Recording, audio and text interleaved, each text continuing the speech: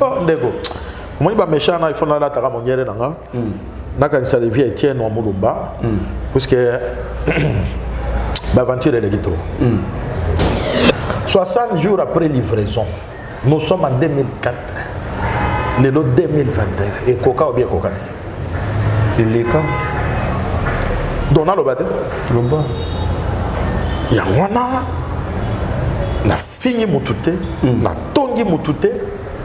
Naïko revendiquer droit nanga. Ba muso skuto maille de presse la justice. Ba ça ba on côté l'autre. Na commune à l'embi. Tu sais les défauts que parti na biso ezanango, c'est l'administration. Comment na yo er ba ko tango ga bo esili ba pangosi ba boaki. Heureusement réponse te. Attends engager 20 avocats. Avocat na moko akufa. Pour la dossier. Ah comment les mbati akufa? Ah, oh ça n'est. IDPS fois devoir combien? 40 à 38 000 dollars.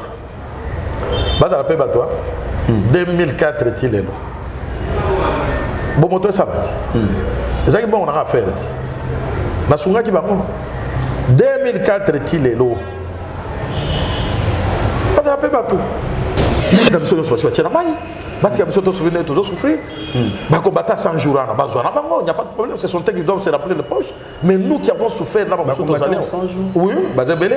Différence n'est entre combattre et bien combattre. 37 ans, na ba kotika il de pes ba outil ba ba kotika lobby ba on débattre pouvoir. Ya ngona to benga ba combattre 100 jours. Biso ba to beta ba trentaine d'années. Nana koyoka.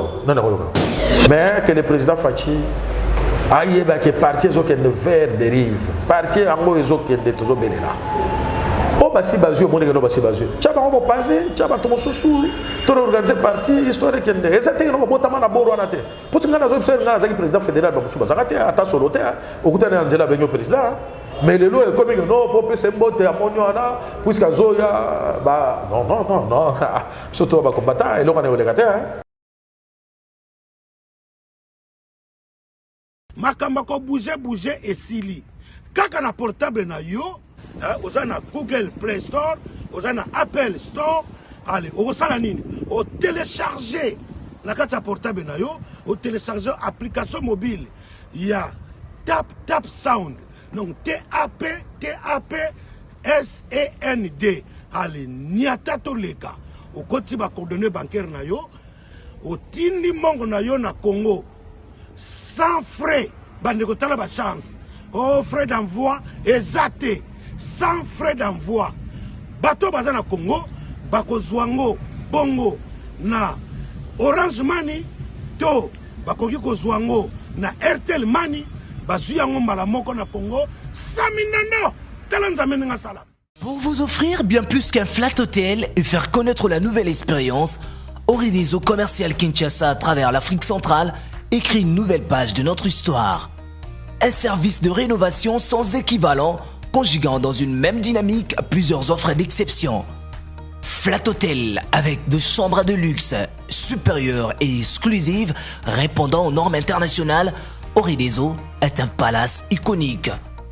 Restaurant au menu exceptionnel, muni-salle de conférence qui dévance les attentes d'une clientèle toujours exigeante. Boutique d'habillement au tempo et à la mode.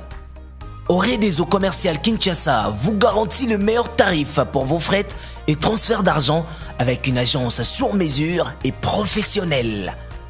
Aussi, pour vos frais maritimes Paris-Kinshasa, Oridezo, c'est aussi le commerce général. Vous voulez savourer l'ambiance de la capitale Kinshasa? Pas de panique. Oridezo met à votre disposition un transport permanent de l'aéroport de Njili jusqu'à votre destination par réservation. Oridezo, c'est aussi l'assistance voyage touristique et d'affaires. Oridezo est à Kinshasa sur l'avenue d'Ibaya Awitz, quartier Matongé, dans la commune de Kalamou, derrière la maison de la Bible. Pour tout contact à Kinshasa, plus 243 99 83 253 26 81 97 38 612. En Angola, plus 244 92 34 14 471. À Paris, plus 33 75 128 21 63. Oridezo Commercial Kinshasa, toujours avec une longueur d'avance. La maison Stelman vous propose des prestations de qualité pour vos gâteaux de mariage, anniversaire ou autres événements. La maison Stelmag vous propose aussi des gâteaux personnalisés pour vos anniversaires ou autres. Contactez-nous au 06 63 30 36 83 ou encore au 07 81 83 15 74. Vous pouvez aussi nous contacter sur la page Facebook Hostelmac.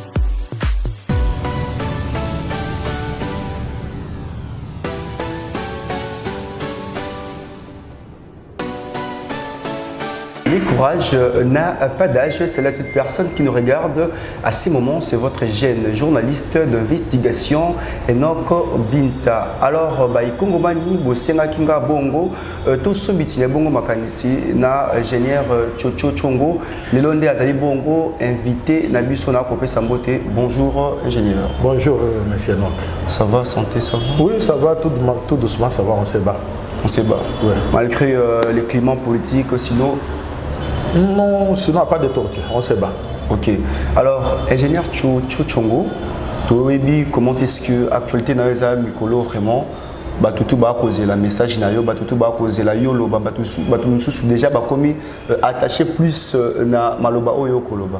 Alors avant vraiment tout ce meeting actualité par rapport à l'ingénieur Chongo, ce qui moyen cause alors qu'on mettait biso par rapport historique nayo, bando banda na de peste na Mikolo moi les lois. À vous. Merci beaucoup, M. Noc, pour la question. Nakotaka Naïsta, après avoir obtenu mon diplôme d'État en 1986-87. Et la Koti, période dans la dictature Makasi. J'avais adhéré dans l'IDPS, c'est la Robarengezo Salemana Kingaboa, puisque période dans on parlait que Dieu père, l'IDPS, parti Wana, parti Moroboye, les gens n'avaient pas le courage de citer les noms.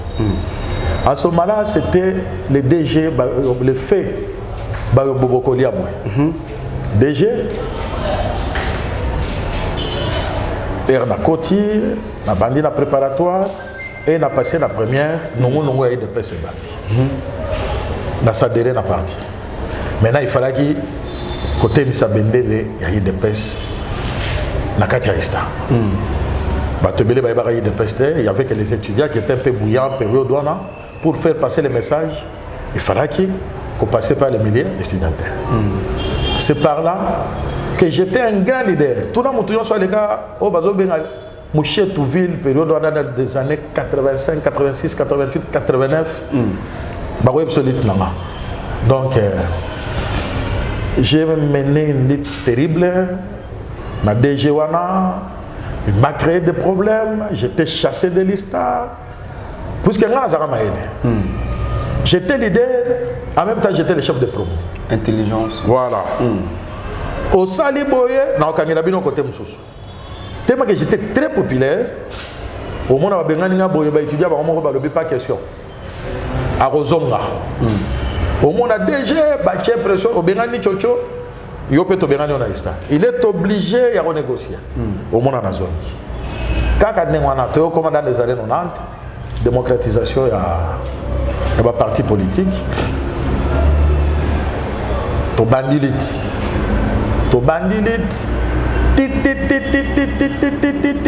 Tu aussi ça va classe, l'île continue. Je suis ingénieur en génie mécanique, orientation mécanique appliquée. Au moins, quand on est pendant la lutte, on ne brandit pas ce qu'on a comme diplôme. Exactement. Oui. Parce que on brandit nos diplômes après la lutte. Je me suis comporté comme tout combattant, mais j'étais intellectuel. Ingénieur à zéro, en génie mécanique appliqué, c'est-à-dire c'était la première promotion au Bafomaki en termes littéraires, licencié à l'ISTA. Tu continues l'IT, dialogue inter-congolais bandit, Yavaye Banda, Kabila de Père à côté, bagarre généralisée. Dialogue Sili, parti Zongi. Et parti Zongi, il fallait chercher les moyens. Puisque un parti politique sans moyens est censé disparaître. Exactement. Voilà, parcours nanga yangoana, c'est l'homme qui tourne en haut, continue. Par rapport à l'élite. Par rapport à l'élite, dans le cité là, combo ya bato ba monandenge na l'État. Ba senga négociation, ba musu ba chambongo na se na boyamo. Je vais citer les noms. Témoin liboso qui même bazunga, gouverneur. Au sein de l'émission na yo tuna yo ebi combattant mo boy ingénieur Tchongo Tchocho. Lui était gouverneur. Pour la réponse à Opessa. Même période, Général Sabiti posait la même question, puisqu'il était le numéro 1 à la ville de Kinshasa, de la police. Même période, Général Kanyama, Azaki Major Yalukunga, Batuo Wana, au Bazaki, na conseil de sécurité à la ville de Kinshasa, Moussousou, Nambosani, n'a habité, est-ce qu'il est encore en vie ou quoi? C'est les bâtonniers Chibasu. Puisque l'assistant a une réunion de réconciliation, une réunion à la sécurité de Kinshasa sur les marches que j'ai organisées pour l'UDPS. Là, tu as commis déjà dans les 2005-2006. Mon boulot Kotaka, il fallait que tu aies l'UDPS. C'est comme ça que j'étais élu comme président fédéral de l'UDPS Lukunga.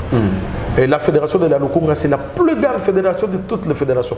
Il y a RDC, même il y a le monde entier concernant l'UDPS, puisque c'est l'endroit où il y a les chancelleries. Les institutions de l'État et Zana Lukunga. Et Bakashwa Mabe, nous sommes Zana Lukunga. Mais quand tu acceptes pour être président fédéral de la Lukunga, il faut Zana Mobali. Et ça, tu as tout le monde à l'éloigner. Non, oui, ça va aventure. Parce que il faut être élu. J'ai été élu. Barchi Vezali. Na bête, l'adversaire n'a pas envie. Na bête Bango. Na manzao numéro 4. Awa na bandal. Adversaire, pourquoi Bazaki Banane? Non, Nazaki n'a pas d'adversaire rebelle. Moko Azali, c'est un professeur. Mais c'est Odilon Moutanga. Il y a des tout qui n'a rien à finale. Un jour, au Monaye, tu seras campagne ti, tu es premier tour, tu seras 4, tu es le deuxième tour, tu seras naïe. Il faudra relier. Naïe, mon bébé, tu es un respect. Un respect puisqu'il est aussi populaire. Il est en vie. Et dans le combo, il est bien. Odilon Moutanga. Voilà. Le hasard numéro 1, il y a interfédéral, il y a Kassai, na compte IDPS. Il est en vie. Na bêta est. Eli, président fédéral à Lukunga, en ce moment-là, c'était le président Femotombo, qui était le président de l'Assemblée fédérale, qui avait organisé des élections sur ordre de Tiens Tshisekedi Moulumba. Organiser les élections. Nous, c'était les élections. Ce n'était pas nomination. Nomination à l'hommonie, parti communal. Combien? Nous, c'était les élections. Et le fonctionnement de l'IDPS, ce n'est pas base dans le sommet. C'était l'inverse. Sommet nassé, base du colo. L'inverse, il y a pyramide. C'est comme ça, c'était la force de l'île de presse. Mais aujourd'hui, et commandé, base nassé, sommet, commis, non, non, nous, c'était fonctionnement, il y a pyramide renversée. C'est comme ça que tu vois l'île de presse, c'était. On a lutté pour cette histoire, les hommes forts, les institutions faibles. Mais je regrette aujourd'hui quand je vois mon parti Lelo, cette histoire que nous avons combattue dans nous y reviendrons, monsieur ingénieur Tchongo. Alors, tout le Bénin passé, tant que vous avez une manifestation, vous avez une propre moyen, vous avez financé par la partie UDPS. Voilà. L'UDPS n'avait pas les moyens. Sur autant de statuts UDPS, c'est la base de l'UDPS est autonome. La base est autonome.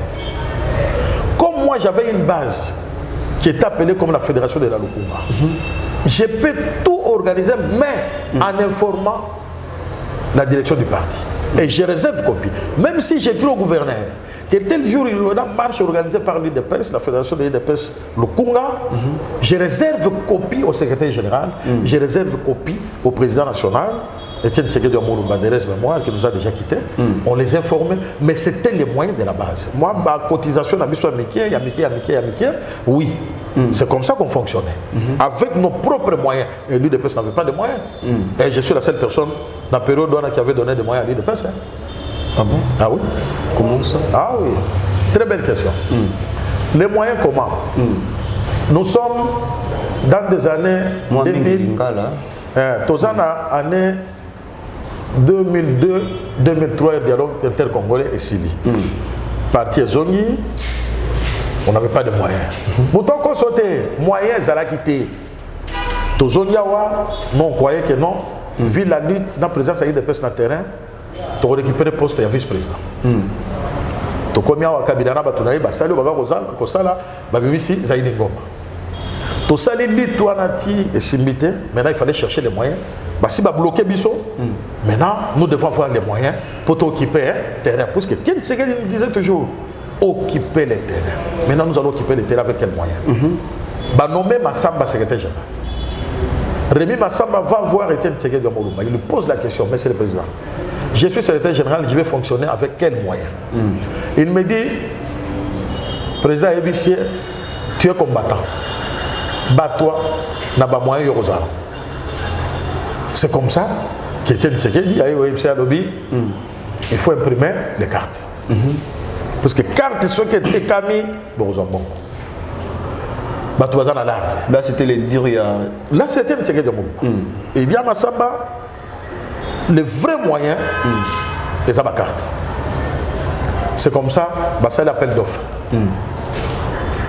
Tous les gens qui venaient à l'appel d'offres croyaient que lui de faire sortir l'argent. Toi qui as imprimé ma carte, à livrer. Non, après, puisque parti à l'art, ceux qui ont livré parti à Teki, après l'art. Batabano Benan. Benaniti n'a pas se retrouvé dans Tikalingamoko. J'ai accepté. Puisque Nazari peine à moi. Là, c'était dans. Là, nous sommes dans des années 2003. 2003-2004. Dans Nimi. Etienne Tshisekedi a Ibisi Massamba fait les bons de commande. Après ça, ma carte, Toteka. Rémi Massamba a fait les bons de commande. Tu négocier et Sili, tu nous livres et 60 jours après livraison, on te paye. Ah! La bande au Bunda. Là, on a dit qu'on a beaucoup. Il va nous cocater pour nous l'eau. Na comme Albert Moleka Nzoko. Na zo pese mbote place ça. Abi Chocho ezalit. Tobuna. Achenga loboko. Apuyeba.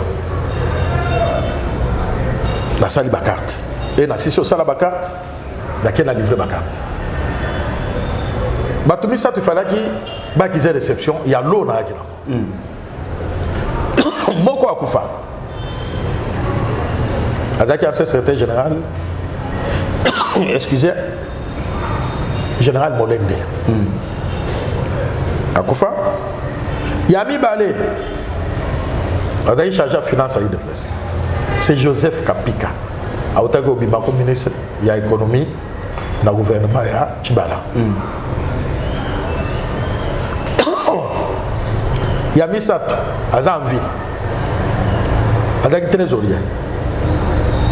Mouala Bon Makom, Aza conseil principal, et pas Fachi. Ils sont vivants. Ils ont réception à Zulo, à Pessi. Non, m'a dit au Sali, si comme Boye, ça il est sous Subiso, ma carte, il y a membre d'honneur.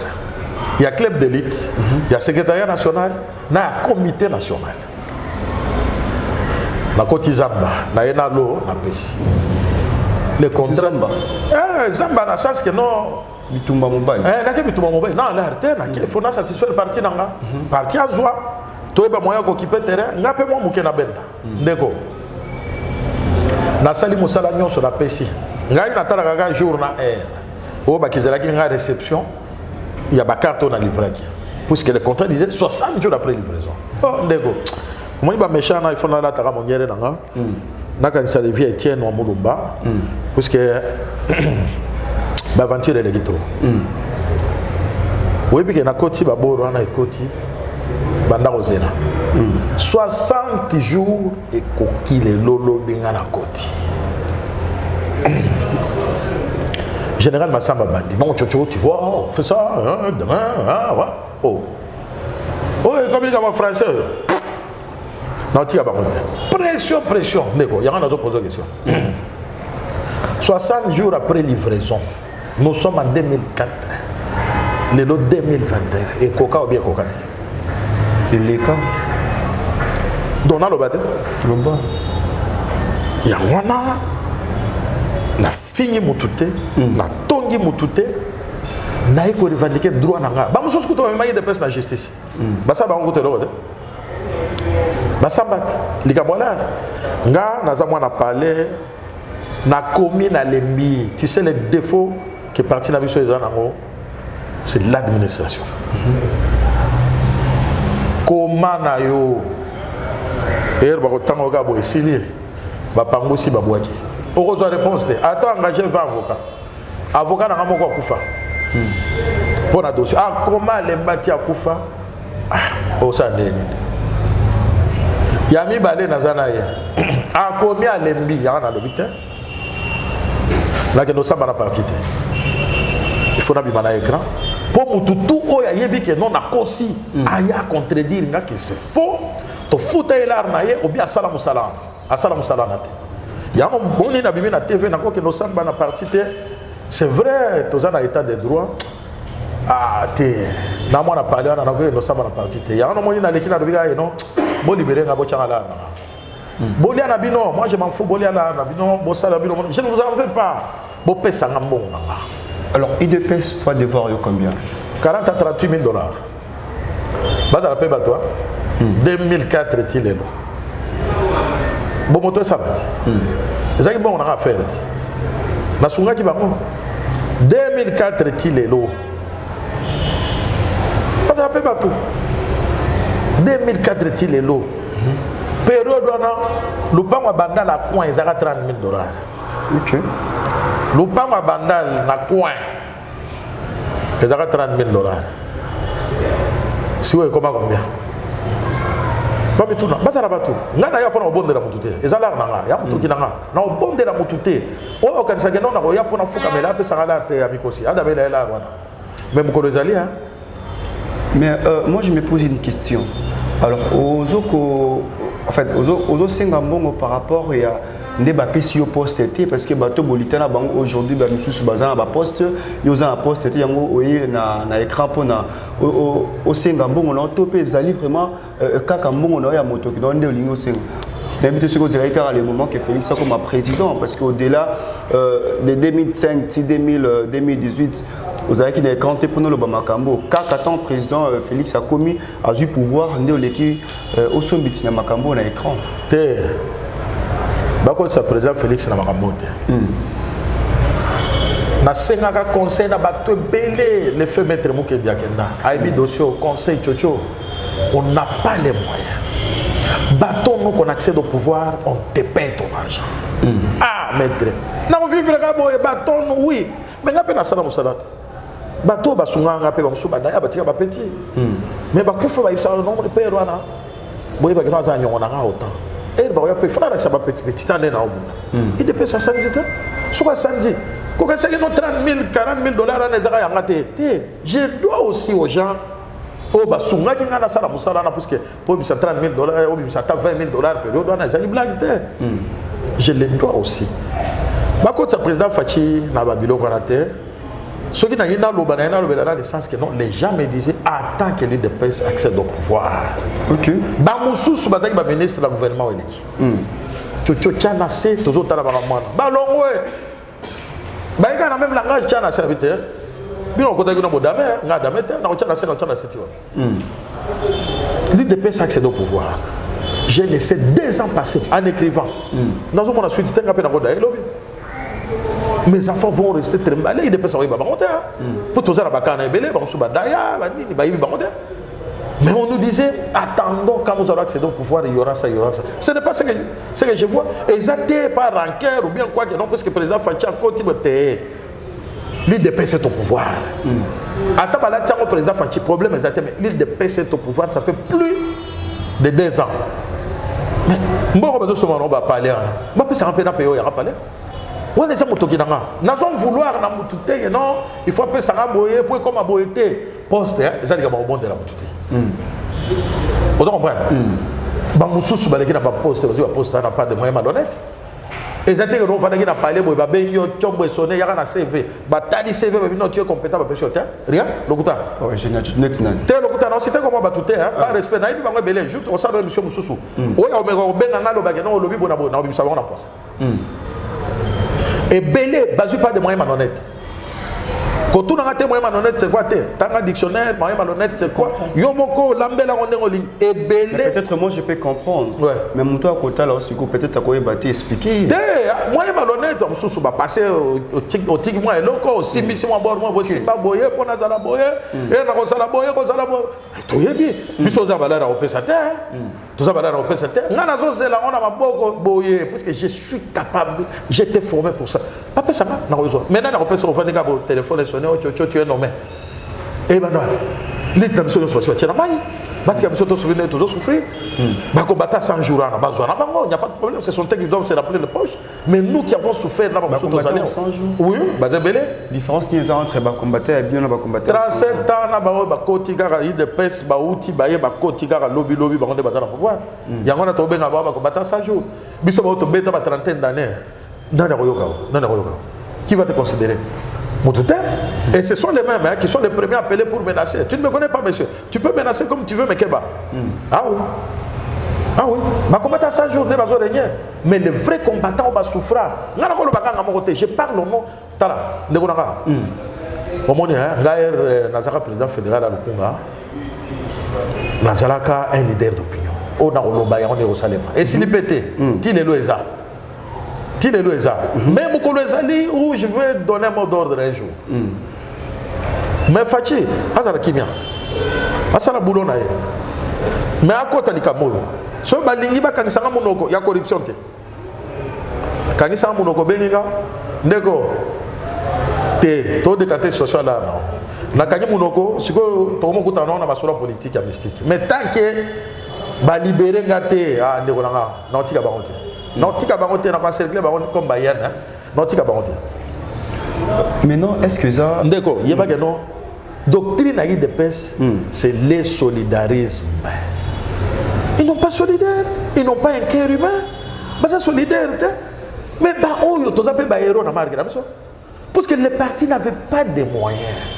Moi, j'ai mis le peu de moyens pour que ça va dans un parti à Zoua, à peine à Zoua. Vous me bloquez jusqu'à ce niveau. Bâtir l'église, telle assemblée à l'église, telle à la bonne boya. Non, vouloir monter, mais bâtir l'aventure, voilà. Bâtir l'aventure, parce que le parti comme à l'église, c'est mon pasteur. Ça, c'est notre sœur. Oui, bien un jour, je suis allé à la permanence, à Koti. Nathalie protocole, on a tiré le protocole. Nathalie Boye. Oh, qu'est-ce qui se passe ici? On peut se moto moté Boye. Bayebi idéologie de PST, bayebi l'autre côté. Au côté de tout le monde balati. Bajip ou bien robe. Qui n'a cheville? Souki, Kanité. Passer à Brana. C'est qui? Dans tout les c'est qui? Oh, on a des protocole, balati bleu blanc. Et tu vas vérifier. J'ai là un jour, tu as une émission, tu as un protocole. On va lancer le protocole. Les lots, et comme il y a non, c'était comme l'église à monter. La serre à Brana. Eh, yo, c'était dans l'église. Bangonde, yo, motolobi, gâté. Bangonde, bazawana. J'ai dit, Mobangi. Mobangi, quand même. Dans le lobby, ok. Mais, na comprendre que, ceux qui na répondre, na comprendre, non, yo, pour y bien. Les autres pas raté. Toi aussi, vous êtes chasseur d'images, chasseur d'infos, c'est-à-dire qu'il y a bien. Il y a un lobby et ça bongo. Il y a un moment dans une zone avec non. Depuis quand les lieux comme si tu n'es pas de telle église ou bien de telle obédience société. Et le moyen de paix, et le moyen de paix, c'est comme ma église, ma monter moi bord moi boye non. Si vous avez un bord non, non, moi je demande de paix. Il n'y a personne qui a débauché, voilà, mais c'est comme ça que je te dis. Le solidarisme comprenait dans l'île de paix aujourd'hui. Ce n'est pas ce qui existe aujourd'hui. Exactement. Et l'autre côté, exactement. Je regrette dans mon parti la raison qu'il n'y a pas Oh, IDPC qui non. Mais il y a de. Parti dans réseau risqué, c'est déchiqueté d'ici 2023 et comme parce que bateau bazar la carte mutamotu, à on former borna. Mais non, et là on y est de l'accès que IDPC qui non kufa à vous. Non, on y bah signe zebele. Quand tu vois déjà bah dirigeant ya parti. Bah comment monter bah wenge ya bango. Ah, il faut y là. Wenge. Ah oui, bah comment ça là bah parti politique, ils ont déjà agréé hein. Mais bah même bien sous forme bah ONG sous forme bah plate vous allez bah regroupement. Oui. OK. Yeba que non quand tu vois un dirigeant d'un grand parti politique comme l'IDPS, bah comme il a bah bord mon boye, soutien tel, bah là tel on y a tel. Au lieu de porter l'IDPS, on porte maintenant les effigies. Qui est ta personnalité solide? L'IDPS. Ton bonheur là moi, y'a quoi c'est comme ça que je te dis, je crains fort pour mon parti. D'ici 2023-2028, on peut s'en avoir raison. Les mêmes qui nous gèrent aujourd'hui, ce sont les mêmes qui sont en train de débaucher des combattants, bah comme en obédience dans Bango, bah comme à boy. Moi je dis bravo, vous avez les moyens, mais bah moyen au besoin ça nango. C'est lui de qui vous a donné ces moyens. Et bah moyen au ça salaire la binote. Et ça salaire na bangote. Toye bine bazo ba moyen wana. On peut s'arrêter là na otika bino kiba. Donnez-moi mon argent. Moi j'ai aidé les partis. Bino bozo lia kuna peut-être ça ba mbongo moko na boye bine bozo la kango nga etaninga te hein. Bodo na bino, et ça tourne na bino. Mais toye bani biso na bino. Toye bani bien. Libérez-moi pour s'en rendre compte là na débrouiller na continuer vivre là. Mais l'IDPS c'est ça mototé. IDPS c'est ça mototé. Personne ne me chassera de l'IDPS c'est ça mototé. Nga jour mo na revendre na moni que no eleke linga na kokila nga souté na monter bord na nga. Je dis IDPS bail, na ke na sans problème. Mais pour le moment, s'il croit que non moi je vais abandonner l'IDPS pour d'abord non, il se trompe pas. On veut toujours au sein de l'IDPS. Je suis et je demeure. Je suis. Mais est-ce que déjà au Komela CG n'a privé ou bien Jean-Marc Kaboum n'a privé par rapport à un dossier parce que peut-être vous pouvez parler comme ça, mais ce que Luki Moutou n'a privé, peut-être Bako de compter aux situations. Baraba privé, on est comme cop. Ok. On est comme cop. Non, c'est la cop pour la Bango tout on a bien. On a Augustin Kabouya. Il y a une histoire de A à Z, parce qu'elle n'a pris ma carte en 2004. Augustin Kabouya n'avait aucune fonction dans l'IDPS.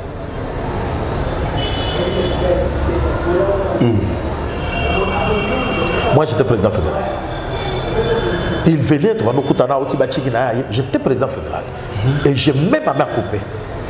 2003-2004, Augustin Kabouya n'avait aucune. Il était combattant. Un simple combattant? Oui, mon égard, je sais pas là. Je n'en veux pas. Il connaît cette histoire. Il connaît cette histoire.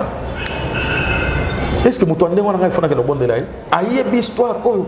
Ti aïe ko comment période à Mavungu a commis chargé de communication na CG Mavungu. Aïe histoire aïe bi ndenge na bunda ndenge na tambola na combien na été. Na réservoir copie et pas Jean-Marc Kaboun parce que c'est lui qui gère les partis au quotidien, c'est le secrétaire général. Exactement. Je lui ai écrit plusieurs fois. N'a pas réponse. Maintenant, j'ai fait quoi? Il y a un moment où on a tellement boyé. N'a pas que nous avons ma carte, n'a que nous avons tout dans coucou, il y a un manette cop te. Bochanga lar na ndenge zali. Et ça date que oh boyna boyete. Bon ça lar na na oya na coucou te na ko bina mutumo en privé non. Mon avocat les avait écrit. Réponse était les gens sont méchants. Répondre à ta mutu, il c'était ndeko. Tala, c'est-à-dire, il s'en fout. C'est comme ça que non, moi je me prends na ba oyo, ba yebi histoire. Augustin Kabouya yebi yango. C'est un grand combattant, je le respecte. Ayebi pe niveau d'un grand combattant. Parce que quand je mettais les gens sur la rue, il était parmi à Banoya, na Beleli, à l'Ekea. Ba moubek et Johnson, ba yebi histoire. Valentin Moubek, a yebi histoire.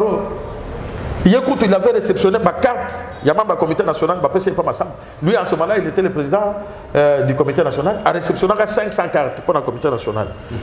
Bon, écoute, le secrétariat général, que Massamba dirigeait. Tout le monde a dit Massamba, tout le monde a dit histoire de carte à Tchocho. Mais, oui bien, tous les bateaux, non, c'est vrai. Nzambe a joué à Kende. Ce type-là était un monsieur. Comme en 2013, Mavungu a n'est pas président. Président, je ne saurais pas fonctionner dans la moyenneté. Chercher les moyens. Il faut chercher les moyens. seul moyen que je peux avoir, c'est la fabrication, il y a ma carte. Impression à ma carte. Il se souvient en 2010, Jacques Chabani, secrétaire général. Président Zumbo m'a payé Jacques May, ma carte. Jacques May qui m'a au lieu de pas dans la salle de la carte, na benda ta na ko benda na lesa pe ba petit. Te ba tout ba méchant. A benda na ke na ba carte na marque na ye. Et puis était secrétaire de la carte on a été parce qu'il y a qui des personnalités. Ba ke na premier ba carte na ba faux carte mo bo so ko tali bouton mo regretter. Ba cha photo était secrétaire de colo. Mais qu'est-ce qui se passe? Na mona Jacques May dans une suite. Ma vous voyez na comme on a président Lobi le gars ba moyen. Ma vous président non, il faut imprimer ma carte. Ah ben oui, bat-toi. Na qui fuite, na ye, na bi ma vous. Na ye. Eh chocho, parce que ma vous voyez l'histoire na gouvernement Massamba, ma vous azaki numéro 1 de l'emploi. Tu peux t'imaginer nous sommes des chômeurs hein. Des chômeurs au sein de l'INDPS, on avait un secrétaire national chargé de l'emploi. C'était ma vous. Aïe l'histoire là. Plus de 10 ans, oui, 10 ans, ma vous voyez comme secrétaire général. Aïe l'histoire. Et tiens, c'est que d'ailleurs, monsieur le secrétaire général. Ceux qui ont imprimé ma carte ailleurs, et que tu apprendre en haut, et puis ça bien. Bo solo là, bo yokana, bo se mettre d'accord na ye, bo yeba modalité de paiement, bo payer ça ye. Ah, imprimer les bino ma carte. Bozo teka bofutanga ya. Ah, ma vonga ndimi, ma vonga na benyenga. Anya beta boy na comme na président. Président non, j'ai donné l'ordre à ma vongo. C'est toi qui imprime les cartes. Commande à Liboso 1 million de cartes. La bannière imprimée. Ah, d'accord, bah toi méchant. Toi t'as pas solo. Bah tiens là. Tu l'on va continuer. Bah personne là. On doit continuer 1 million de cartes. Dans un différent. Mais ba combattant 100 jours au bazar lelo ba soma ba carte wana na poto carte longwa ba to na zolo bana ba miyebi ba longona ba carte non pour payer chocho voilà donne-moi 22 000 35 000 cartes je pars avec on fait ça je vends là-bas c'est 10 €, son argent là c'est rien on vient or to pesi ba en fond de commerce ba ju carte na ba komi na poto bokyo wapi na mona ta 10 francs. Parce que biloko boye bisa ngino ngakolo bor na simba ta difra. Oui bien donc pesa ngakana. Imagine toi na 2003 200 francs ezaki combien? 200 francs à l'élo. Ezalaki na valeur ni. Mais nga na zo imprimer carte na 200 francs, bango bazo teka ngo na 1000 francs. Wana carte de membre. OK. Na imprimer carte ya ba membre d'honneur. Plus de 4000 cartes. Na imprimé mon carte na 200 francs, mais bango bazo tekango na 50 $. Na imprimé carte il y a club d'élite, plus de 500. Club d'élite na 200 francs, bango bazo tekango 100 $. Na imprimé carte il y a membre du secrétariat national.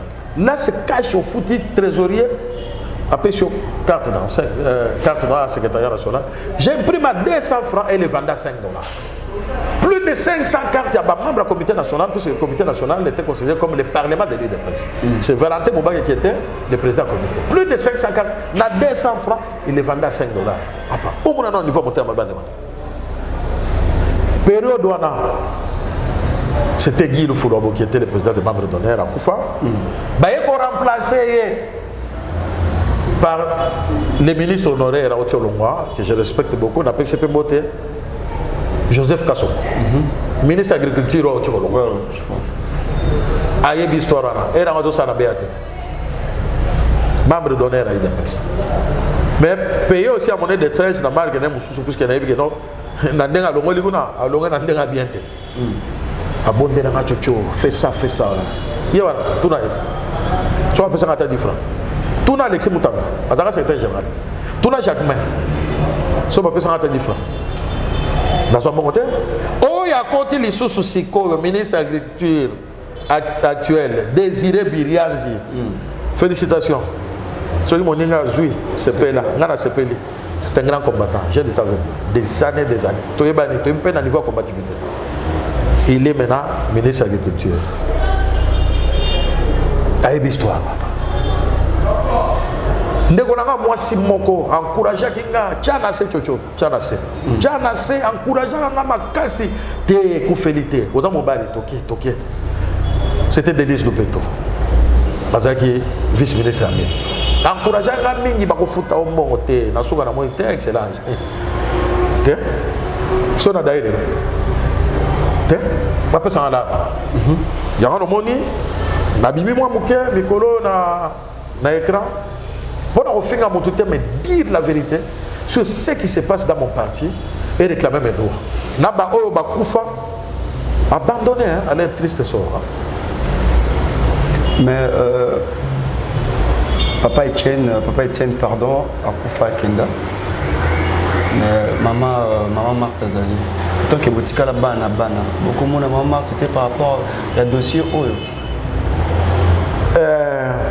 Ndeko.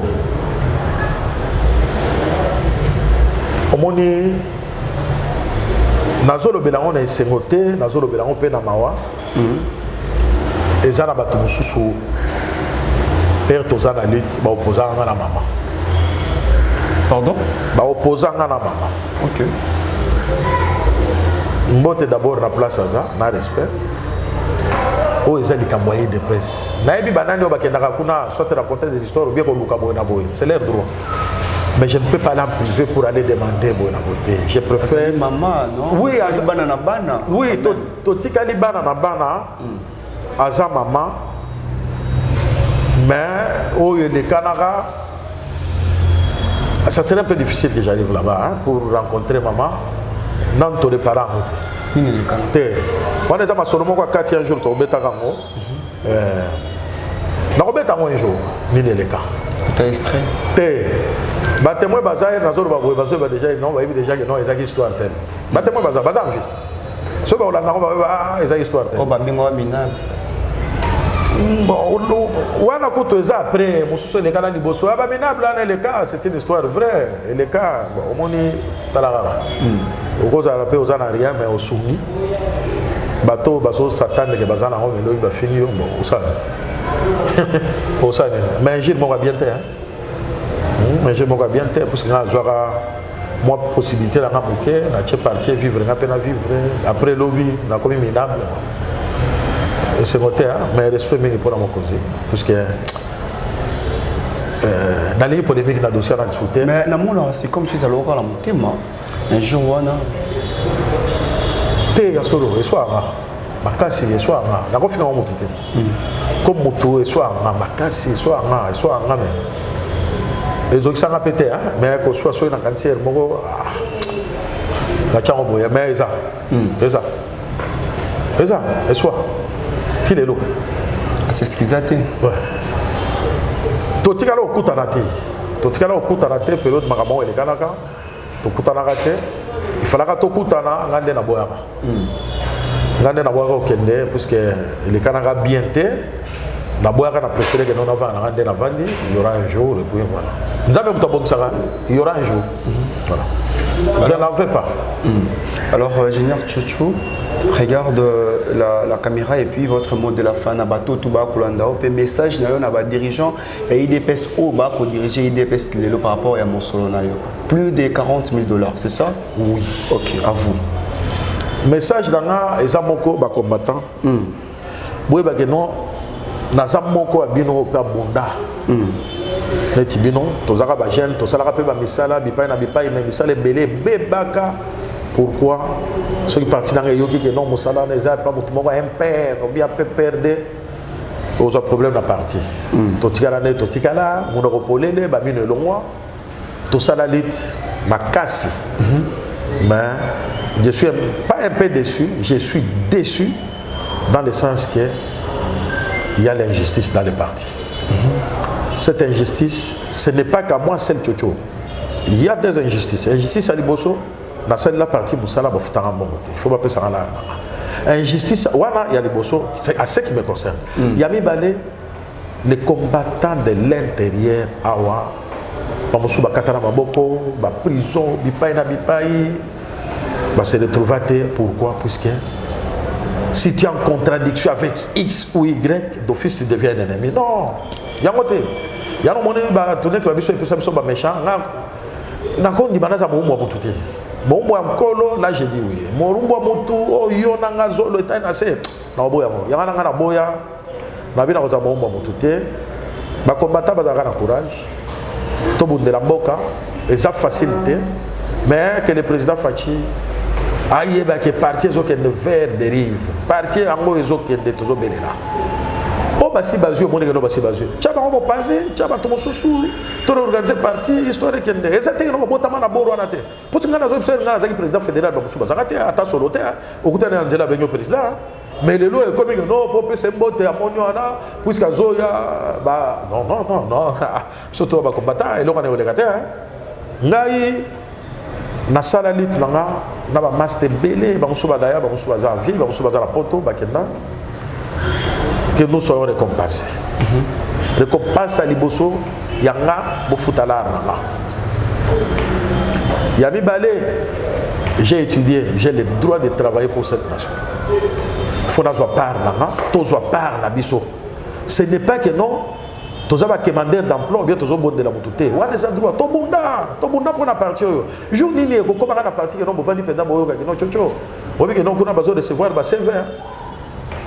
Yabatwa, yo ganga 3, bimisa 7. Ebele ba robana 7 zate ba okima, na ba mususu. Bata na 7 te ba kokima. Jour ko bimisa mo comme o diplôme so bata beta google. Ebele bazawana ba papier na zate. Mais ce sont te ba beta biso bazote. Hey te, ngamu to beta na zo bazate. Ce que je dis, c'est la vérité que je suis en train de vivre et que j'ai vécu dans les partis. Il y a un moment dans le lobby, le président Fachi n'a pas boro, mais il fallait qu'il soit boro. Etienne Tshisekedi Mulumba vivant. Etienne Atala, n'a habité. Ceux qui bah oui, bah un jour Fachi président et que Etienne Tshisekedi a zongi les lots. Tous les combattants sans jour dans la présidence, dans le ministère, dans le ministère, peut-être déjà compagnie de presse. Parce que bazar na babengana ba de presse. Na na babia document chassé mais gestion de tournement. Bon on le voit les ministres. On le voit les ministres. Mais tiens c'est que des sera zone de l'eau à tali parti o yayi. Et belé ba kokima. Oh ba otika la première Etienne Bamuke. So ça va tout le monde non vandi bo 22h. Allô, papa Zoluka, au comment beaucoup de président, Vandana, tu vois la pelouse. On monte les lobbies, mais il n'y a aucun boye. On n'avait pas les moyens. Boye. Avec le moyen de bord. Ouais. Boye. Tongo et Tani. Et ça n'est-il là? Bon, ça les logos qui n'ont pas ce rapport. Non, Etienne Tshisekedi ne fonctionnait pas comme ça. A-t-il mission, il y a une mission, les amis, mission suicide, mission difficile. Alors, c'est le rapport, non? Na web sur le BT, na rapport on a journal ou bien la TV lobby. C'est comme ça qu'il fonctionnait. Oh, kende ya ko ça le rapport est lokuta. Mission qui a la terre boulevard des Agui plein. Rapport ni bossa les Agui plein na moni bato katani maboko. L'organisateur c'est moi Peut-être le période dans Agui na no moi elenge pe na makasi na chiki. Nga boulevard na tondi ça on a formé toi. Didier, petit dans Didier, on a pêché mbote. On a évité est-ce qu'on s'occupe de lui ou quoi avant dans mon bel. On s'occupe de lui ou quoi on a évité. Bah Franck Dion on a besoin de gaz. Franck Dion a joué gaz. Là. Chaos en plein boulevard. Roger Lumba là li boumunase. Azo qui m'a mbouma na boulevard. Général Kanya ma major. Ti Franck Diongo. Ageno la muka. Non putain. Maté Fayo na ebili solo na. Bakatara Babilamba, mais l'organisateur c'était moi ici. À terminal. Siège des institutions locales, yo paralysé en Éthiopie. Et ça, par contre, ils ont allé là, comme une nomination, ils sont partis dans les Zalaga, tout bas les capables d'élection, et puis tout à l'heure. Soutien total de président Fachi, mais c'est un problème trop sérieux, na ba ba kufa na ngatu za kane mo na ta pe route na marque na président mais na flatterté non c'est un droit na. Alors ceux qui bateau ba ko parce que ça y déjà mot de la fin dans ceux qui bateau ba ko zo na ndila singa. Oui, téléphone na bo ma parce que je n'ai peur de personne na ya ko finga mo tout n'était oyo nazoloba eza vérité. 049 donc 9994 fois 44 356. Ça c'est mon numéro WhatsApp. Et à Mibale, dans un numéro orange, c'est 085 062 98 41. Narobandela, numéro à Liboso, où est sur WhatsApp, Ezali, il y a RTL, 094 fois 44 356. Yami Balé, déjà orange, dans la publicité, il y a un réseau en atteint, Yami Balé, déjà 085 062 98 41. Ok, merci beaucoup. C'était là l'ingénieur Chocho Ochongo. Naibongo, tu souris par rapport à dossier aux dossiers Moko Mounen. Alors moi j'ai dit seulement, je ne vais pas que non après émission, m'appelle. Mais non, en tout cas, Naza déjà pris dans le bloc. Moi j'ai fait que mon boulot. Lorsqu'il y a une information aux vérité, on est là, on est censé le tirer. La vérité place les alliés. Alors, quant à moi, j'ai dit merci à toi, Curtis Mode. Merci aussi à toi, Rachel Uboya. Merci à toi, CT Aboura, depuis UPEN. Merci à toi, Valère Massamba, depuis Paris, Anelka. Quant à moi, je vous dis une fois de plus encore, bye.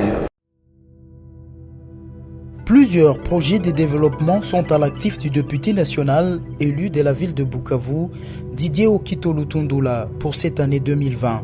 Proche de ses électeurs, le vice-ministre de l'économie nationale a porté sa contribution dans plusieurs domaines de la vie. Dans le domaine de la santé, alors que le monde fait face à la pandémie à Covid-19, Didier Okito, à travers la fondation DOL, a procédé à la distribution de 15 000 cache-nez aux habitants de la ville de Bukavu pour leur permettre de se protéger contre le coronavirus. Il a également organisé plusieurs séances de sensibilisation contre cette pandémie. Des outils aratoires ont été distribués aux habitants dans le 56 avenue et des séances d'évacuation des déchets ont été organisées dans différents marchés de Bukavu.